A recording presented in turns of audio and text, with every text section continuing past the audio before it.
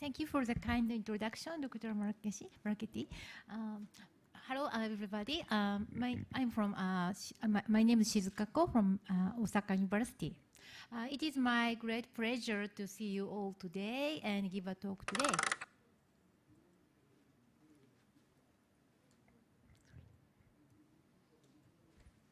Okay, today I'd like to tell about the difference in concept of dry eye by DUS2 and ADES. ADES is the name of Asia Dry Eye Society. I'm not sure if you're familiar with ADES. And after that, I'd like to share with you the concept of tear film-oriented diagnosis and tear film-oriented therapy. We call TFOD and TFOT. So already Dr. Mascati told that definition of dry eye by DUS2. So according to DUS2 guideline, dry eye is characterized by tear film instability and hyperosmolarity, ocular surface inflammation and damage, and neurosensory abnormalities play etiological roles. Okay, I believe you are familiar with this latest definition by DUS2. So let me introduce Asia Dry Eye Society. Actually, it was founded, founded by Japan and China and Korea, but right now, various Asian countries are involved in this society. I hope Indian doctors also involved in very near future. So ADES, Asia Dry Eye Society, proposed the definition of dry eye in 2014. Actually, it is already published in Ocular Surface in 2017. According to the ADES, dry eye is a multifactorial disease characterized by unstable tear film, causing a variety of symptoms and or visual impairment, potentially accompanied by ocular surface damage. So, we can compare the definition between DUS2 and ADES. So as you know, according to DUS2, tear film instability and hyperosmolarity and ocular surface inflammation are emphasized. But according to ADES, it is only emphasized, unstable tear film is only emphasized. This is a very big difference. Okay, already Dr. Mascati told us about the diagnosis of dry eye by DUS2. So potentially it is actually, there is no unified diagnostic criteria, but there is a recommended diagnosis, positive symptoms, and at least one positive result of the homeostasis markers. So it includes decreased non-invasive tear breakup time and hyperosmolarity and positive ocular surface staining. If one of the three is positive, then if the patient complains symptoms, then you can diagnose dry eye. Okay, let me introduce how to diagnose dry eye according to ADES. Actually, unlike DUS2, actually diagnosis of dry eye based on ADES is very simple. Dry eye disease is diagnosed by the combination of symptoms and unstable tear film.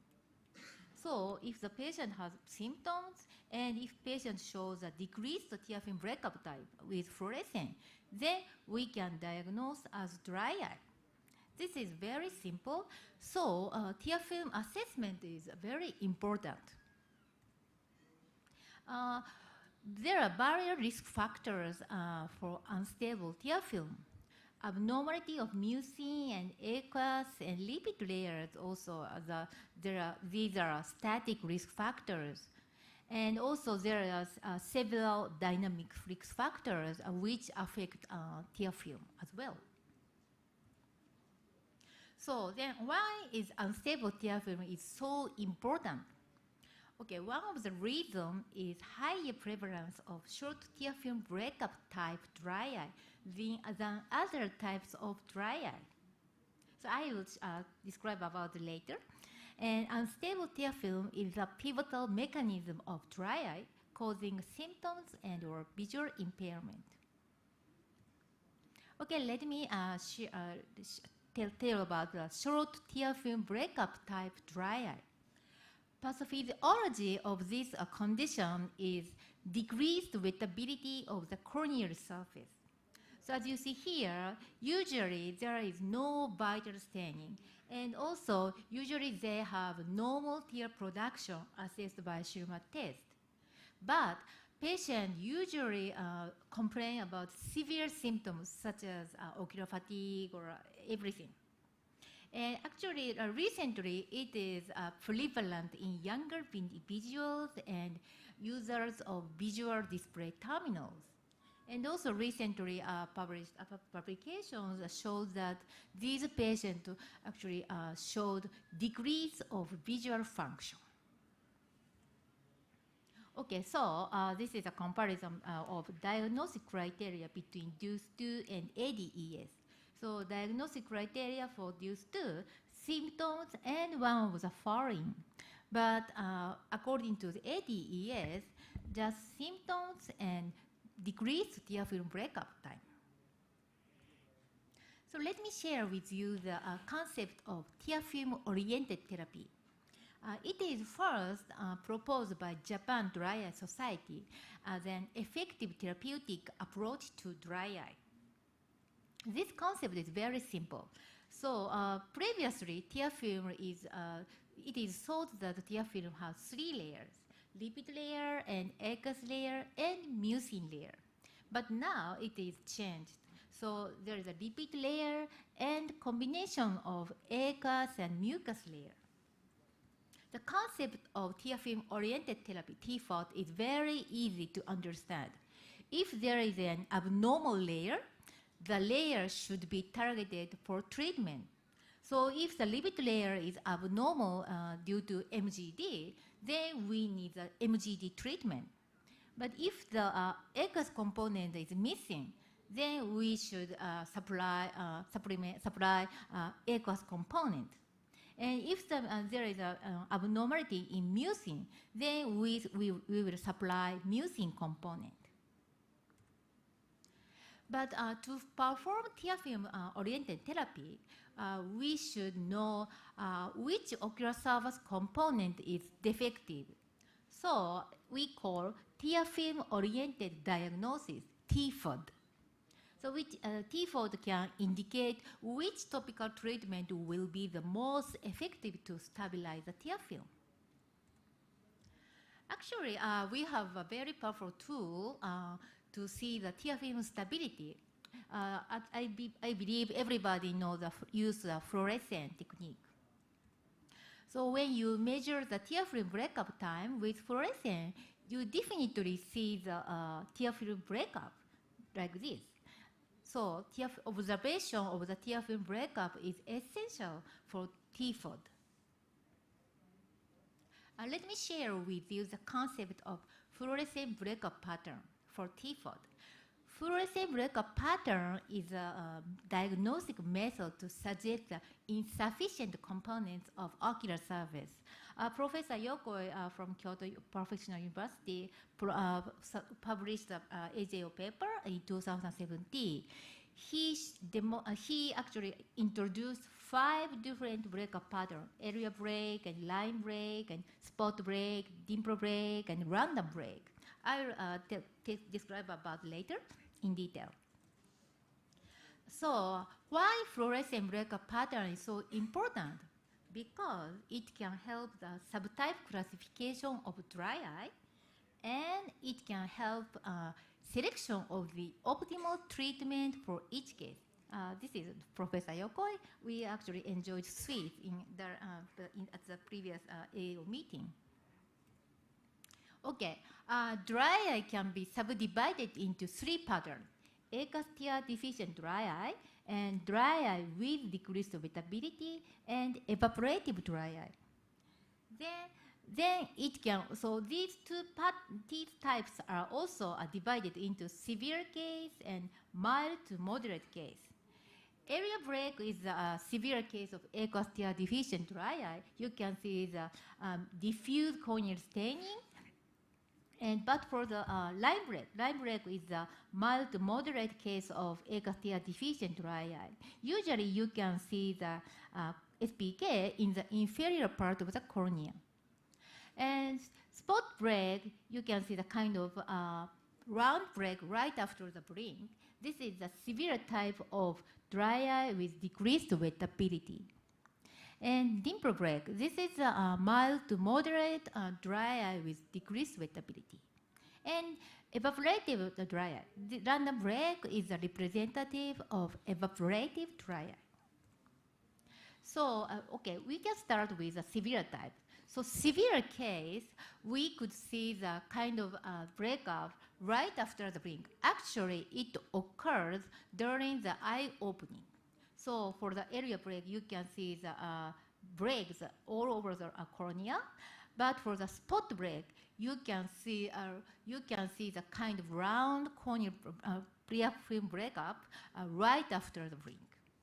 For the mild to moderate type, so line break, actually you can see the kind of line break usually inferior part of the cornea during the fluorescent spreading, moving upward after the eye opening.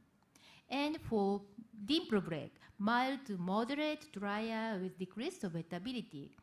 After the eye opening, when the fluorescent is moving upward, you can see such kind of dimple break.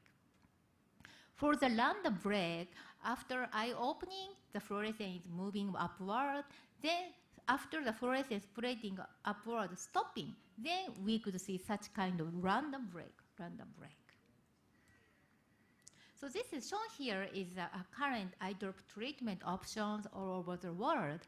I know there is a variation among the country because of the regulation in each country. Okay, this is a T-FOT slide again. Then how to treat these dry eye patients based on T-FOT and T-FOT. Okay, for the severe type of aqueous tear deficient dry eye, this type is aqueous component is missing.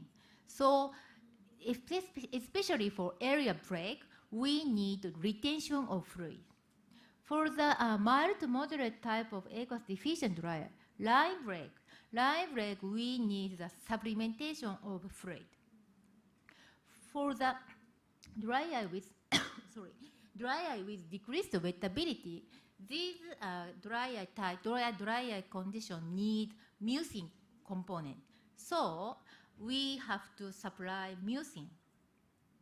And for the evaporative dry eye, random break, actually we can treat these dry eye based on the each case. Supplementation of lipid or fluid or mucin is possible. So in our daily clinical practice, actually for area break, we need punctal plug treatment with preservative-free artificial tear. For the line break, because this is we need aqueous component supplementation. So dichlorphosphor, actually it is not available in India, but hopefully we will have. And dichlorphosphor can secrete mucin and aqueous component. And also, I can say sodium hyaluronate is also possible to treat for the mild case of aqueous tear deficient dry eye. And for dry eye with decreased wettability, they need a mucin component. So dichlorphosphor is suggested. On evaporative dry eye, we can treat these conditions with preservative-free artificial tear and sodium hyaluronate or dichlorphosphor. So I believe everybody are using fluorescent, and for the basic use, you can measure BUT, and also you can observe ocular surface staining, and also it is useful for contactless fitting. But today, I already introduced breakup pattern for T-FOD and T-FOD. So this is very powerful to subtype classification and optimal treatment for dry eye. So lastly, I'd like to share with you some content to promote use of fluorescent.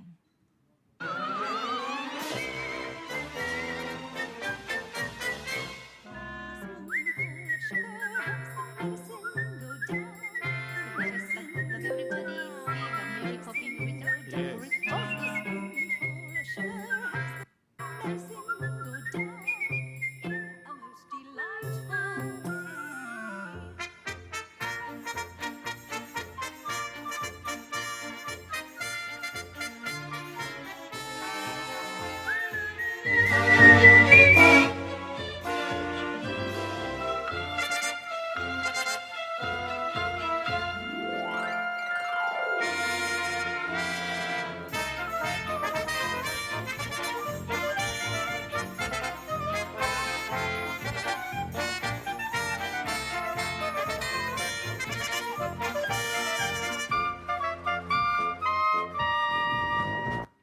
Wonderful.